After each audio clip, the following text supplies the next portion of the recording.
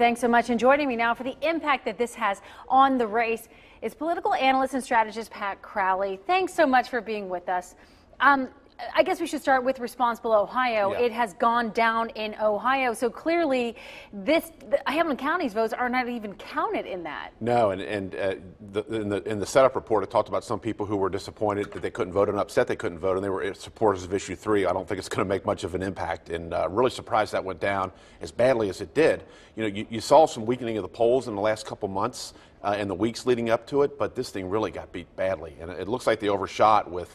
Ohio's the only state that tried to go with recreational without the medical, and 6 other states have done it. They've all done with the medical first, and that may have probably should have been the path they've taken. And for these provisional ballots, it'll be interesting to see, how many went for. It won't make a difference in the long run, but it'll be interesting to see. Now, I guess it's fair to say that Judge Robert Ruhlman had to do what was right for the electoral process. Yeah, and people they want to be counted. It's tough enough to get people to the polls, and once again in Hamilton County we have a problem. A couple of years ago it was a lot of allegations of some voter fraud and people voting twice and some problems with the polls. And it's really a shame because this is the Wall Street Journal says Hamilton County is one of the counties that helps pick the president. It's one of the most important counties. Comes down to like 2 or 3 counties in the whole country. Yeah. And so the ship needs to be righted here, and you can understand why people are upset about it. And it's a mess, and you hate to see these things on election night, but we've seen it before out of Hamilton County. It seems clear to me, at least, that these new e-readers, they look a lot like what I have in front of me right now. If you didn't get to vote today,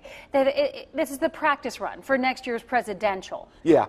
And we had a problem in Kentucky when I was working for the Inquirer. We had some problems with, and it may have thrown an election and caused some impact because they couldn't count all the ballots. And you hate to, you don't want to point any fingers tonight because we don't know the whole story, but are these things tested, and why did the problems happen when they have this technology that should have been more proficient and should have been enable people to go out and cast a ballot? Meanwhile, we have virtually no results in from Hamilton County, so an extraordinary long night for the poll workers, yes, but for the folks at the BOE, the Board of Elections, and all of us, by the way, it's going to be a very long night. Yeah, it's going to be a tough one.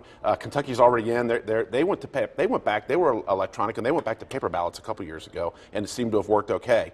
But this is going to take some tinkering to do, and man, all eyes are going to be on what's going on. And Husted, the Secretary of State, wants to be governor, and the people are going to start knocking on him about what happened here. Now, that's probably not his fault, but ultimately there's going to be a lot of questions about what happened down here. All right. Pat Crowley, you're staying with us throughout this hour. Thanks so much. Sure. We're sending it back right now, though, to Craig.